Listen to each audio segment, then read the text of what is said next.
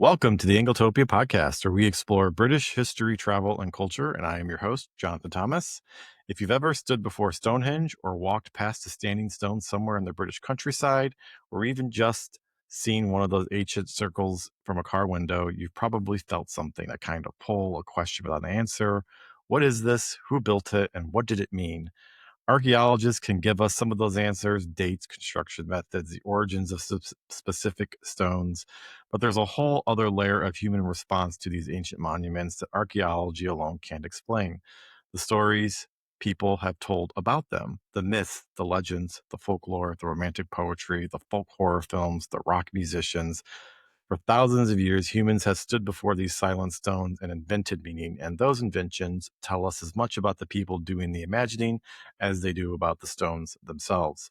That's the subject of a remarkable new book published by Reaktion Books coming out on July 6th called Stories of the Stones: Imagining the Prehistory in Britain, Ireland, and Brittany. Its author is Paul Robichaud. Did I say it right? Professor of English at Albertus Magnus College in New Haven, Connecticut, and he is here to take us on a journey through the remarkable cultural afterlife of some of Britain and Ireland's most mysterious places. Paul, welcome to the podcast. Thanks for having me. Thanks for being with us on a Friday afternoon. So, Paul, you describe yourself in the book as a child of the 70s whose earliest encounters with stories about stones involved earth energies, druids with the power to levitate things, and alien spacecraft. That's quite an origin story for a scholarly book. So where did the fascination actually begin for you? Well, I grew up on those sort of Usborne books about ghosts and UFOs and monsters and things like that. And I remember very specifically a series called In Search Of that was hosted by Yeah. Leonard Nimoy. Yeah. And there was one episode on Stonehenge, which made it seem as cool and mysterious as possible. And when I was growing up, my grandparents would occasionally go over to the UK, and I remember they brought me back the kind of National Heritage Guidebook to Stonehenge, which I thought was really interesting. And um, yeah, so my interest kind of came out of that. And among those kind of strange books from that time, I had one that had a picture of a druid kind of surfing on a large stone coming into, like, he's landing at Stonehenge. And it was kind of this idea that how did they build it? They must have levitated the stones, using these earth energies and things. So the 70s was a time when there was a lot of interest in what we kind of call New Age thinking and ideas and spirituality. So all that was kind of in the air, when I was a kid. But and I did. I made a trip to Scotland in 1998, and I went and visited the Stone Circle on Lewis at Callanish, and it was just a really powerful experience. I've always been fascinated by these places. And so you're a professor of English, a literary scholar by training, so you're not an archaeologist. So how has that shaped what you're doing in this book? What can a literary scholar see that an archaeologist might not be looking for? Well, I think there's been so many books written about Stonehenge in particular, and archaeological books about Neolithic sites all through Europe and Britain. I think often when archaeologists are writing about kind of myths and legends and folk tales, they're really looking at them and kind of testing them against what they've discovered about these places through archaeology. And I think that from a more literary point of view, um, I'm more interested in what these stories are doing and what they reveal about the people who are telling them, and what they reveal about um, people's changing relationship to their kind of natural and built environments. In other words, I think if we kind of put the question of what do they tell us about how these sites were built or what they were used for to one side, and just kind of look at the stories and the way that these places have been imagined, we can get some insight into what they've meant to people who have visited them, who've lived alongside these places, for centuries and even millennia. The stories are interesting in their own right. We don't have to look at the stories and kind of judge them by whether or not they tell us something about how these places were built, because they generally don't tell us much of anything about that, because we don't have any records from thousands and thousands of years ago. about them. So your book covers Britain, Ireland, and Brittany, which is in northern France. So that's a big Yeah. geographical scope. Why those three regions together, and what connects them prehistorically? Well, they're all places that have a lot of prehistoric sites, standing stones, uh, tombs, places like that. An archaeologist named Aubrey Burrell wrote a book, The Stone Circles of Britain, Ireland, and Brittany. So I'm really kind of following his lead there. But these are all regions of Europe that are kind of megalithically dense. They're certainly not the only places that have megalithic sites. Those are found all through Europe, but there's a particularly high concentration um, in northwestern Europe. And I thought as well it could be a way of expanding our perspective a little bit out of Stonehenge, out of England, even out of Britain, and kind of seeing these sites as uh, part of a regional kind of cultural network of megalithic places, and the connections between these places, and as I've read the sort of megalithic builders and so on, there are a lot of questions about it. One of the things that's interesting is these are all built um, at slightly different times, right? So the megalithic alignments, these long rows of stones in Karnak and Brittany, date back as early as 4500 BC. Whereas when we get to Stonehenge, most of that's built around 3000 BC. So there's a huge span of time between when these places are built, and yet all of them are characterized by by a desire to raise stones, make monuments in the landscape. And they clearly must have learned from and influenced each other, those early builders, in some ways. But um, yeah, just a high concentration of these sites. Yeah. So, for listeners who might not know much about prehistoric monuments beyond Stonehenge, which everybody knows about, can you give us a sense of scale and variety of what we're talking about? Standing stones, stone circles, dolmens, burial mounds, earthworks. What are these things in the landscape?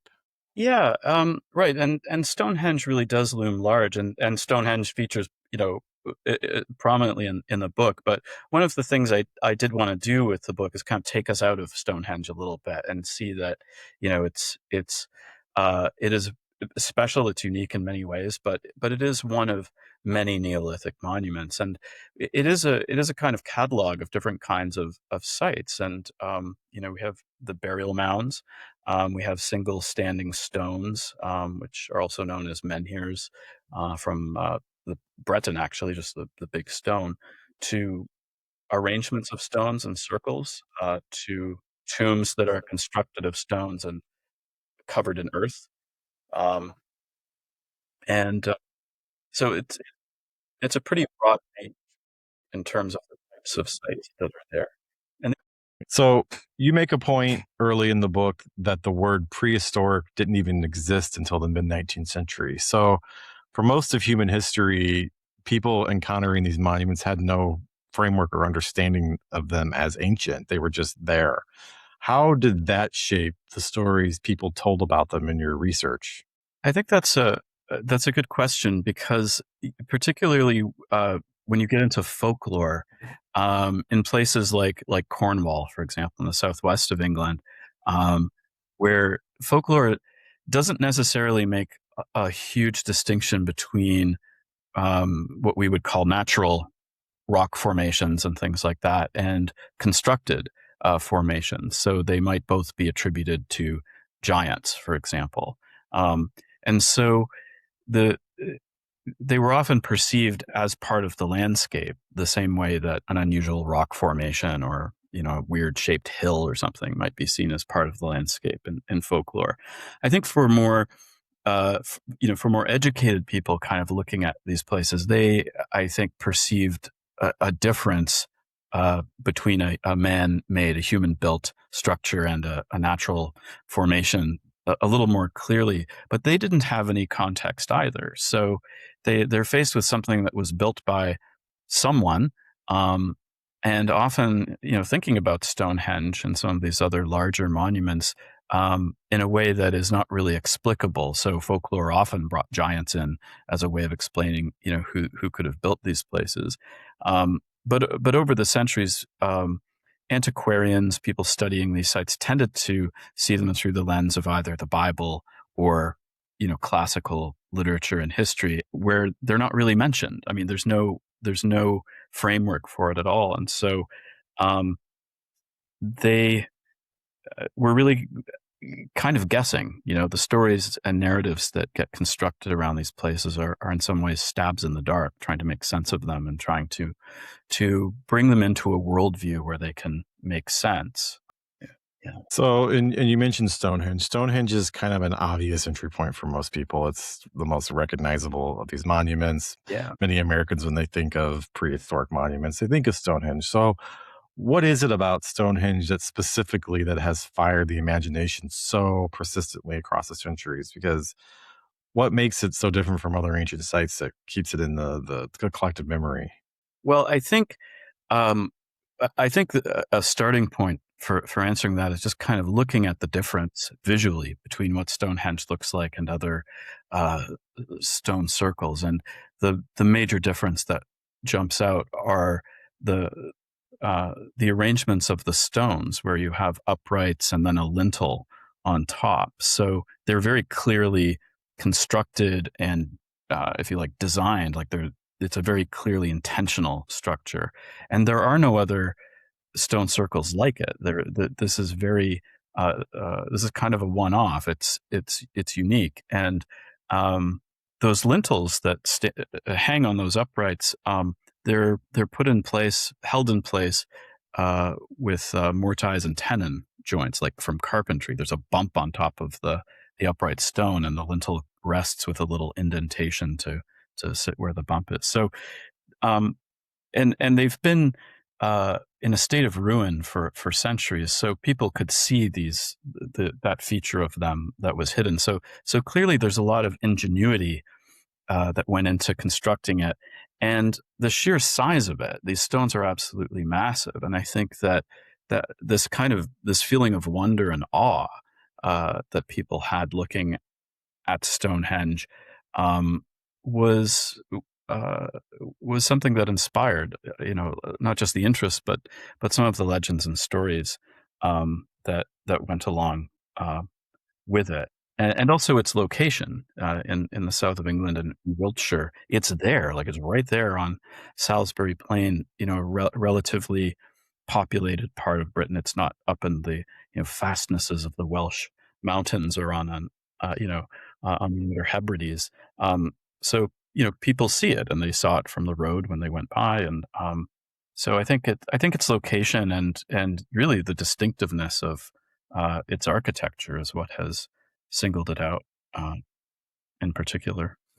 Well, in mentioning architecture, and forgive me, this isn't on my list of questions, but um, Stonehenge as we see it today is actually not how it's looked for most of recorded memory.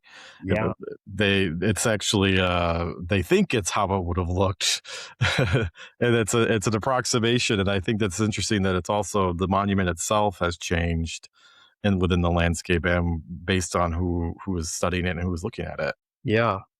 Yeah, and even in the 19th and into the 20th century, some of those stones were raised up that had been lying down for hundreds of years, and there are some questions about the extent to which that kind of intervention was really appropriate. Um, but yeah, to your point, um, we don't know exactly, I suppose, how it would have originally uh, looked, but it's been in a state of ruin for a really long time. So yeah, we see a more polished and complete and kind of cleaned up version of Stonehenge today than people would have seen, for centuries, if not millennia. And I guess you can make the argument that's the version we would like to see.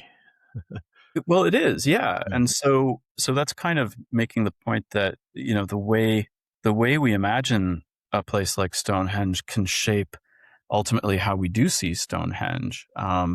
And so we sort of get the restoration of it. We imagine a partial restoration. It's not all pieced together. Another example of that is actually the site of Newgrange in Ireland, which was very controversially restored in the late 60s. So it has this kind of it's this ancient chamber tomb. It's enormous, and it's today covered in a kind of crystal rock uh, facade. But whether or not it looked like that originally is very much open for debate. And there are archaeologists who think that it's not. That's not the way it looked, and this facade shouldn't have been added. So to your point, these monuments themselves are not static, fixed parts of the landscape, but are themselves constantly being reimagined and rearranged and so on. The same at Avebury too, where a lot of the stones that we see today are ones that were re-erected and put into place by an archaeologist named James Keeler in the 1930s. So Yeah, I know. And on the tourist trail, many people say that actually Avebury is a more enjoyable stone visit than Stonehenge actually is because of the popularity. That Avebury is much more. It's much quieter. You get more of a sense of monastic awe, I guess.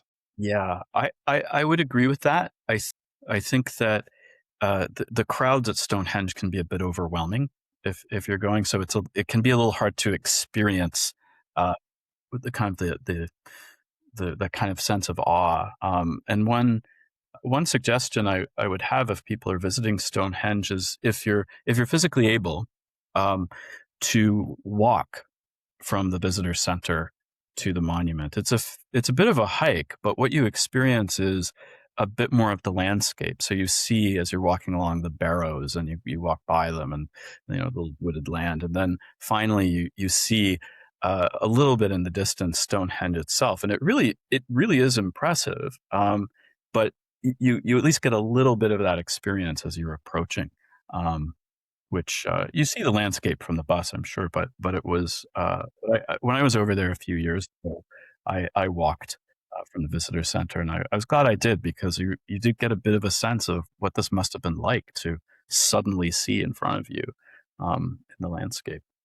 Yeah, walk to it and then take the bus back. Yes, right, absolutely.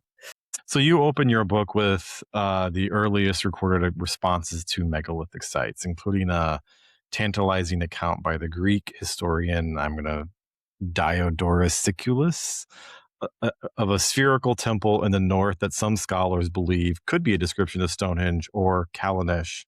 Tell us about that. Like, how did you come across this? This was so. Yeah, in Aubrey Burl's book that I had mentioned earlier, the Stone Circles of Britain, Ireland, and Brittany, he brings this up, this story recorded in Diodorus Siculus, which, as you say, describes this spherical temple on this northern island.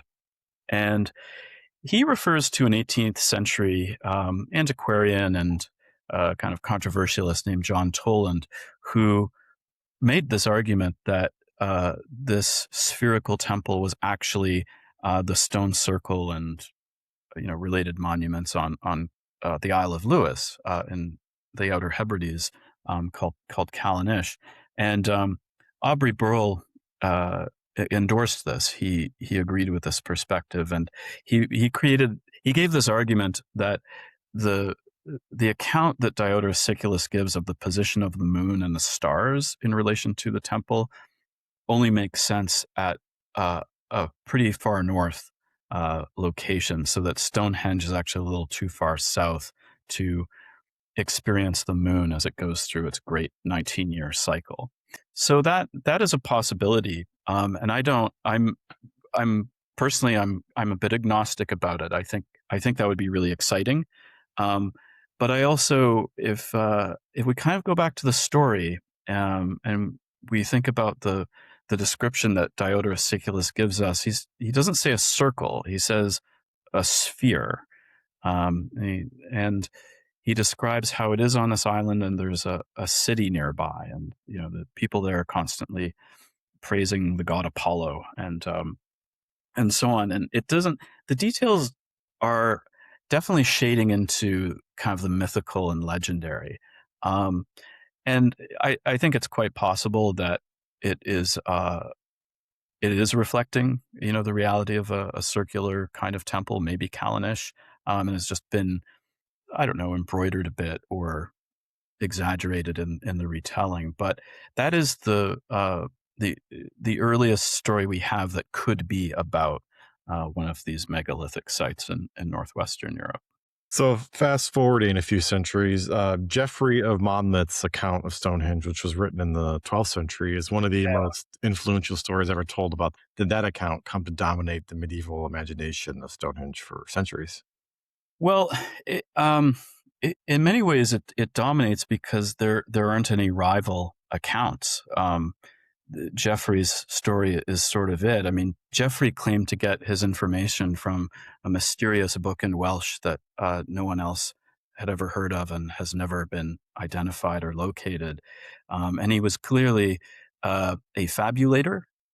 He was a storyteller, and it's not at all clear where some of his information comes from. If he's just making things up, if he's drawing on authentic local folklore traditions, if he had access to manuscripts that disappeared. But there were no alternate origin stories for Stonehenge, and throughout the Middle Ages, Geoffrey's account of the settlement of Britain, the history of the British kings up till the Saxon conquest, his stories about King Arthur, they were generally accepted as factual throughout the Middle Ages, and so that account of Stonehenge was accepted as part of the real history of Britain.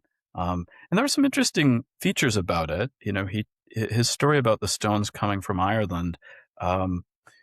For example, we know today that the earliest stones, not the big sarsens and the lintels, but the smaller blue stones actually do come from a quarry. It's been identified in West Wales and Pembrokeshire. And in the 1920s, an archaeologist named Stuart Pigott suggested that Geoffrey of Monmouth's story was actually a kind of garbled account of these stones coming from the far west, not Ireland, but Pembrokeshire. And just recently, archaeologists have found that some of the other stones come from as far as northeastern Scotland. So my sort of take on this is that there seems to be there's a recognition that some of these stones are foreign. I don't think we have to I don't think we have to accept that there's this story that's being passed down for millennia about this. I think if we try to see it from the point of view of a local farmer, people in the nearby village, they know what stones look like in the place they live, and they know these stones are not local, right? So something like that might be underlying the story. But in any case, his account definitely dominated the Middle Ages and kept getting retold all through the Renaissance. It makes an appearance in Edmund Spenser's Faerie Queene, for example, but it crops up again and again. It's the canonical version of Stonehenge. And speaking of the Welsh, the early Welsh tradition has its own fascinating relationship with ancient monuments. The idea that these prehistoric mounds were places of enchantment. So, what's the particular character of the Welsh response to the landscape? Yeah, the Welsh response is distinct, and I think one way to sort of think about it is as a tradition that is very much rooted in folklore and that draws deeply on Arthurian traditions and the traditions of the early British saints, the Celtic saints, as well. So the traditions all are at least looking back to that kind of that post-Roman moment in Britain where if there was an Arthur, he would have been fighting the Saxons off, and the early British saints were spreading Christianity back to the continent. And so there's a cluster of sites of megalithic tombs and things in the Presley Mountains that are named after Arthur or his sons, Arthur's bed, Amer's tomb, these kinds of places. But there are also a lot of standing stones named after some of the early saints, particularly Saint Samson, who later became a missionary to Brittany. And there's a town in Brittany called Samson of Dol, and that was where he eventually became bishop. And so there are these standing stones in Wales uh, that are identified with the saint, and sometimes have folklore attached to them, like this was the stone that Saint Samson threw at the devil, or something like that. And very similar stories told about stones in Brittany as well. Um, so there's a definite distinctly Welsh uh, way of interpreting these stones. Sometimes they're associated with fairies, but less so than in, say, Gaelic Scotland or Ireland, or even in Brittany. But that the Arthurian connection in particular is a big part of the stories around those stones. So, Old English poetry treats ancient ruins as the work of the giants, and in Yeah. Beowulf, a barrow becomes the lair of the a dragon guarding a treasure. How deeply does that anxiety about the ancient landscape run through early medieval English culture? Yeah, there seems to have been, I mean, it ran widely, and there seems to have been a real sense of anxiety or fear around these places. For example, there's an Old English poem called A Charm Against Stitch, like getting a stitch in your side. And it has kind of mysterious reference to hags, some kind of, female spirits, flying above the barrows at night. And it's a little mysterious, but these creatures seem to be associated with the idea of elf shot, getting shot by an elf and then having a stroke or experiencing a muscle stitch or something. That's part of it. And there's also an early English saint named Guthlac, and in the stories around him, he goes out to the fens around Cambridge, and he opens up some of these burial mounds, these barrows, and he fights the demons who live there. They torment him, and eventually he builds a little. Well, he makes a little hermitage for himself inside a cistern inside one of these barrows where he's constantly tormented by demons. And but because he's very holy and powerful, he's able to fight them off. But there's this very consistent association between burial mounds in particular and evil spirits. They're places of fear. On the Frank's casket, which is an early medieval little casket made of ivory, there's a scene on it that has a lot of kind of mysterious mythological figures. It's not clear who they all are, but there is what appears to be a burial mound with stone inside, and within that, a human figure has been imprisoned. Um, so they're places of fear, imprisonment, of the supernatural, definitely places of danger, as is the barrow where Beowulf's dragon makes his home. So, fast forwarding in time to the 17th and 18th centuries, the antiquarian tradition, which was the learned gentleman who tried to make sense of these monuments, is one of the most entertaining parts of your book. Inigo Jones concluded that Stonehenge was a Roman temple and corrected its geometry to make it look classical. So, what does that tell us about how we project our own assumptions onto ancient things?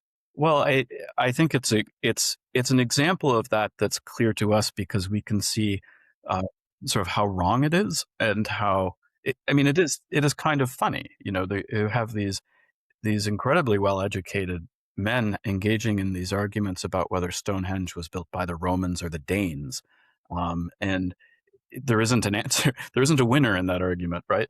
We know, but they had no way of knowing. I mean, their horizon and the frameworks they have they don't allow them to kind of think outside of them. And I think it does make this point that the way we see these sites is very much conditioned by the frameworks that we have available to us. Um, and clearly, archaeology, science, dating have made a lot of progress, and we do understand a lot of things about these places that Inigo Jones couldn't possibly have understood. But I do think there is a little bit of a cautionary tale around them, that we shouldn't necessarily assume that all of our assumptions about these places are correct. That we are seeing them through the lenses available to us, and many of those, from a scientific point of view, are more correct, more accurate, and so forth. But As with everything else in our culture, science and archaeology are happening within a particular cultural framework as well. So I think it is. I think it is just a cautionary tale that we need to be aware of the assumptions that we're bringing to these places. But yeah, those were really fun parts of the book to write because of the real seriousness that these antiquarians brought to these conversations about whether it was Vikings or Romans who had built it, and how Inigo Jones with his very careful architectural drawings, kind of correcting the shape of Stonehenge to make it fit his vision, is kind of an exaggerated form of what we're all kind of tempted to do, which is make things fit our assumptions about the world. You know? And so William is Stukeley or Stukeley, Yeah, Stukeley is perhaps the most fascinating figure in this tradition. He was a genuine pioneer of archaeological observation who then went completely off the rails into druidical fantasies. So can you walk us through how the Druids became attached to Stonehenge and why that association is so sticky? yeah, and I think this a starting point there is to again kind of recognize the frameworks that were available for people to make sense of places like Stonehenge and other prehistoric sites in the 17th and 18th century. It's the Bible, it's classics, and there's really not much outside of that. So at the end of the 17th century, a really important antiquarian named John Aubrey, who had, among other things, kind of discovered Avebury. No one, amazingly, there was no record of this site before John Aubrey kind of stumbled across it when he was out hunting one day. But he went around to a bunch of these different sites, and he recognized that they were not Roman, and they existed in parts of Britain that the Danes had never come to in the Middle Ages, so they couldn't be Danish. So he sensibly concluded that they must have been constructed by the ancient Britons, as he understood that. Um, and as he thought about this, he decided that it was most likely these were religious sites because they don't have any obvious practical purpose, and perhaps they were like a modern church. And he kind of famously said that Avebury was to Stonehenge like a cathedral to a parish church. He kind of was thinking of them as sacred sites. So from that, he concluded that the ancient Britons, priests, the Druids that Caesar and Tacitus and other ancient writers described, must have been the ones who officiated at their rites and sacrifices at these places. And Stukeley just kind of took that idea, which Aubrey, who was kind of a disorganized writer, he was never able to sort of pull everything together. But Stukeley had access to Aubrey's manuscripts, and he really kind of ran with it. And he drew upon the relatively few facts we know about Druids in the ancient world and elaborated. And he just kind of kept elaborating. And it ended up, he kind of connected Druidry with his own kind of personal Christian mystical kind of faith. And he saw the Druids as early patriarchs bringing knowledge of the one true God to Britain in ancient times, kind of a pre-Christian, kind of pre-Christian monotheism. And so it's this kind of mix, or if you prefer, muddle of kind of ideas about ancient religion, the ancient Britons, the Druids, and these stone circles kind of all getting mixed together. So that was kind of Stukeley's way of reconciling these things. And again, because there's no way to disprove what he was saying, and it seemed like kind of, at least in its early form, and its less maybe fully developed form, it seemed plausible and viable. These views were kind of largely accepted, and the controversy around Druids in the 1700s was not whether they conducted their rites at Stonehenge and elsewhere, but rather whether the Druids were in fact noble philosophers who had a kind of secret wisdom and a mystical understanding of the universe, or in fact, if they were bloodthirsty priests using human sacrifice to terrify the population into submission. So Stukeley lost a close friend, the antiquarian William Borlase, over this, because Borlase didn't like the Druids, and Stukeley was very, pro-Druid, and they fell out over this question. And then the imagery just kept getting reproduced in illustrations and engravings. A nice little engraving of Stonehenge, stick a little Druid in there, and people see this reproduced again and again, and so it becomes like a meme in a way. You've got a stone circle, you've got a Druid there, and they're just always together. And then they're taken up by the Romantics. The Druids and the stone circles are just always together. And often these sites are referred to as Druid or Druidical circles or temples, or whatnot. So it really gets cemented in the popular imagination. Yeah, and I'm always amused when they do the summer solstice or the fall or the winter solstice at Stonehenge, and you see people dressed up as druids and they claim it's their religion, and I'm like, you guys have made this all up. Like this druidic tradition is mostly made up from this tradition. So why do you think that that's so persistent? Well, I think so. There's a few things going on there, and I think modern Druids would generally not claim that they're kind of doing this kind of continuity with the ancient past. But one of the things that happens in the 18th century is Druidry undergoes a kind of revival. There are fraternal organizations, there are organizations loosely based and growing out of the Freemasons and so on. And because of this connection in the culture between Druids and Stones, they they hold their rights at these kind of stone circles. And in Wales, the National Eisteddfod is part of this kind of wider movement. And so this connection keeps getting kind of culturally cemented. Um, and I think its persistence is partly because of the way that this, not ancient, relatively modern tradition kind of keeps getting reinvented, as it did in the 60s and 70s, where it kind of joins in the counterculture and the New Age movement as well. And now I think the association, or at least the annual rituals that take place at equinoxes and so on, they've become part of the public culture as well. So, well, we can't say that, since the dawn of time,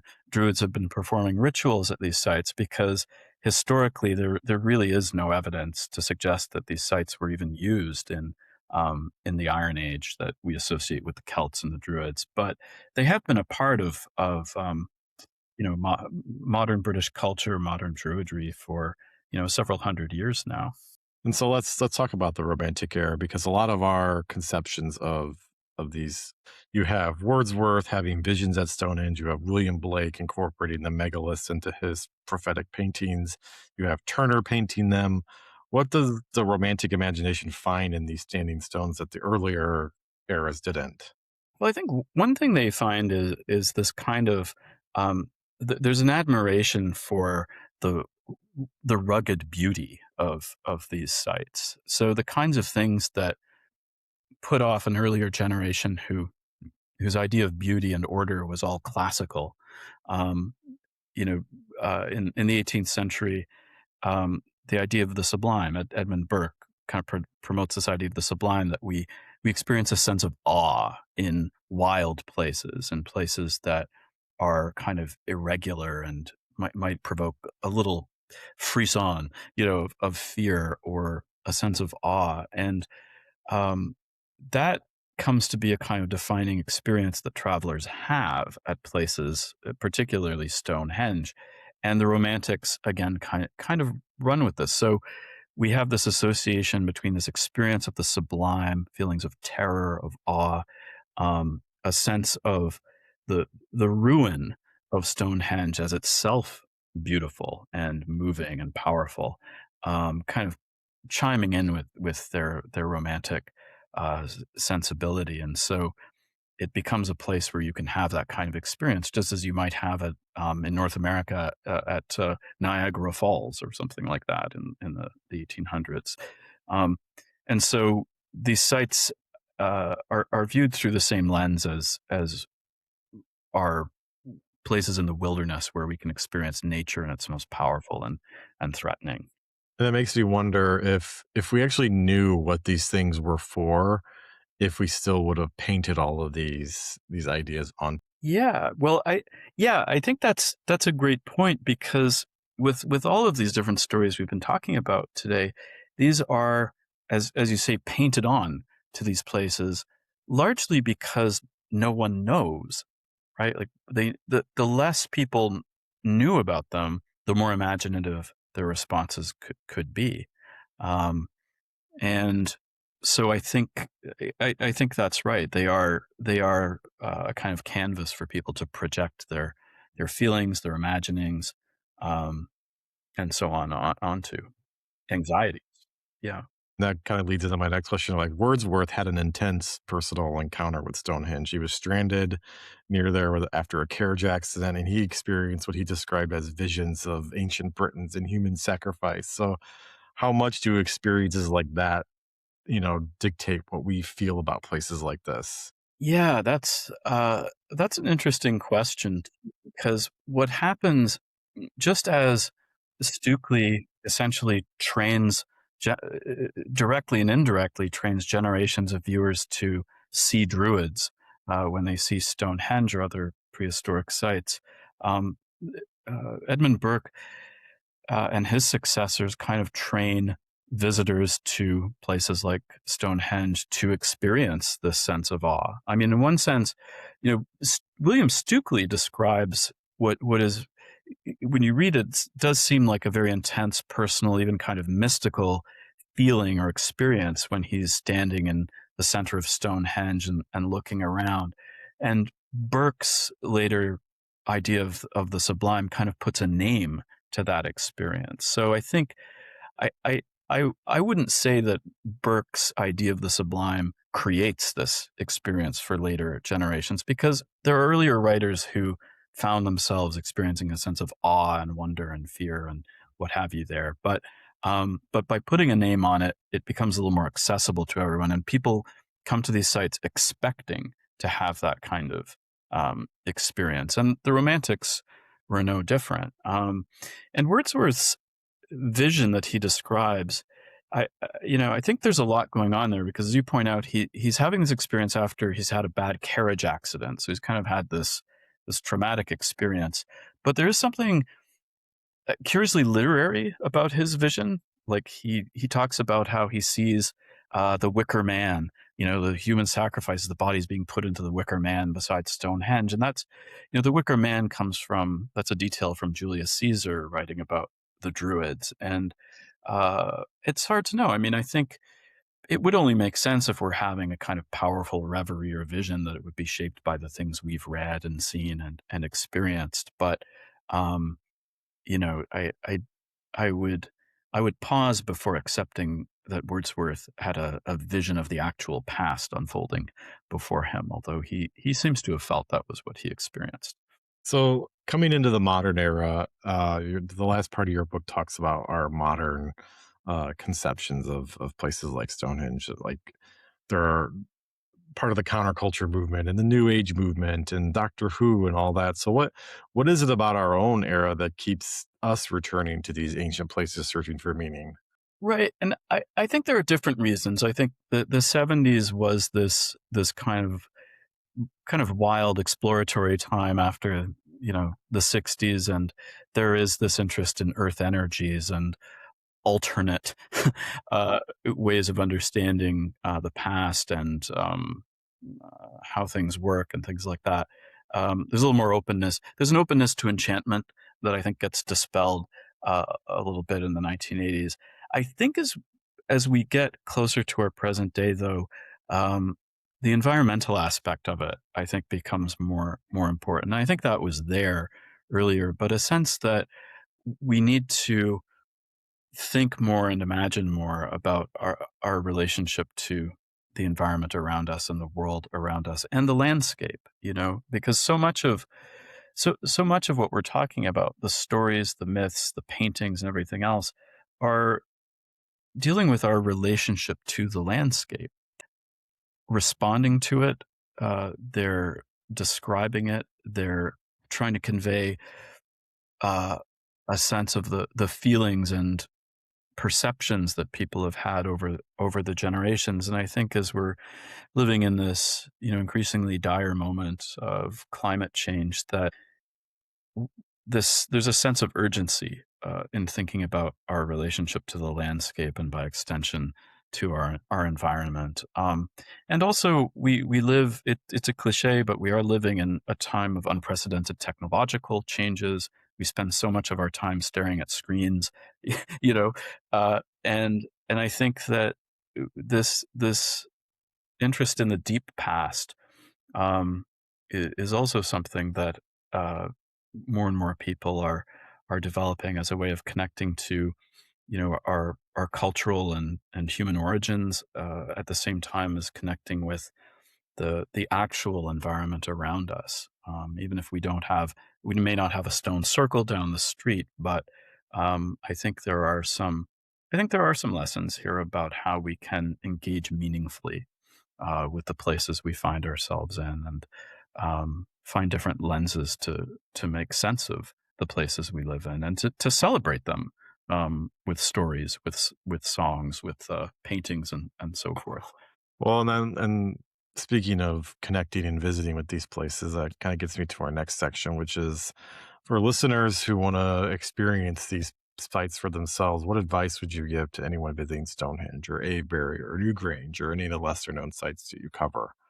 Yeah. Well, I have not visited all of them. I'm still New Grange is still on my list of places to go. But I think my earlier suggestion about, if you can walk from the visitor center if you're going to see Stonehenge. The challenge with Stonehenge is that it's very familiar, for one thing, to us through images and things, and it's also very crowded.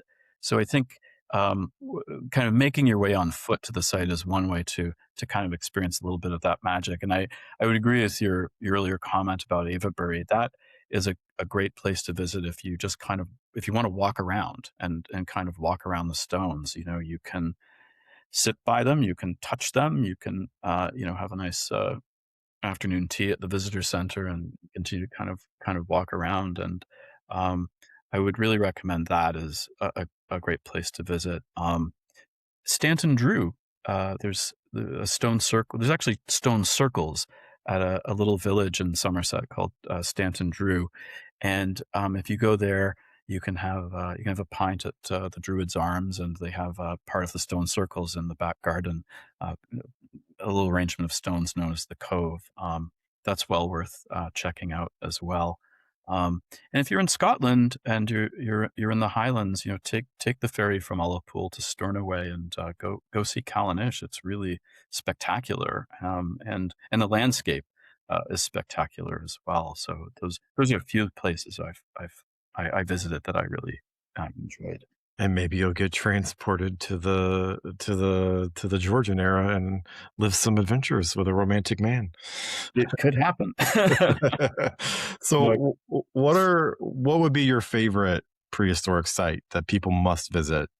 Oh, I guess I really loved Avebury. One of my personal favorite visits, though, was to a site in Oxfordshire called Wayland Smithy, which is a chambered tomb. And you drive up there. There may be some tourist buses that will take you as well, but I was driving around, so I drove up there. You park in the parking lot, and you make your way to this road called the Ridgeway, uh, and you travel down the Ridgeway and kind of go off the beaten path. And there are signs, so you can find it fairly easily, but it's a little bit of a walk. Um, and I had the place to myself. It was raining, but just a little bit. It was just one of those English kind of drizzles, and I had the place all to myself. And you walk down this pathway, and then all of a sudden, this really magnificent tomb is in front of you, and there's standing stones around it. And you can walk around, you can go inside. Someone had left an offering of flowers there before I had arrived, and it was really beautiful. And it was just, it was a place that I really kind of was able to just kind of be there and commune with the place. And there's a wonderful folk tale that goes along with it, really a folk practice, which is that in the past, people would leave a coin and leave their horse at this tomb. And in folklore, it was believed that Wayland, who was actually the old Anglo-Saxon smith god, would reshoe your horse. So that was the local belief, and I like that story. But that's also a really magical place to visit. And my favorite is Castlerigg in Cumbria. Uh, Yeah. that's a really cool one because it sits on a hill and it's surrounded by mountains. It's a really cool place, and nobody really knows it's there, and so you usually have it to yourself. Which that's my favorite attraction usually when I'm usually the only person there. Yeah. Well, that I haven't been to either, and that I would love to see. So It's that's gorgeous, so I highly recommend it. Cumbria is beautiful. I mean, go in the summer; it's amazing. Lake District is great. So anyway, so what a rich and fascinating conversation this has been. Thank you so much for joining us on the Angletopia podcast, Paul. Stories of the Stones is published by Reaktion Books and it's coming out in July. We'll link to it in the show notes. And if you have any interest in British and Irish prehistory and folklore and the Romantic poets and folklore, or simply why standing stones has such a powerful hold on our imagination, then this book is for you. If you enjoyed this episode of the podcast, please subscribe, like, or comment. And if you enjoyed the Angletopia podcast, please consider joining the Friends of Angletopia Club, where you get early access to new episodes and connect with other enthusiasts about Britain. So join us next time as we continue exploring the people, places, and stories that make Britain's cultural heritage so endlessly fascinating to discover. Thank you, Paul. Thank you.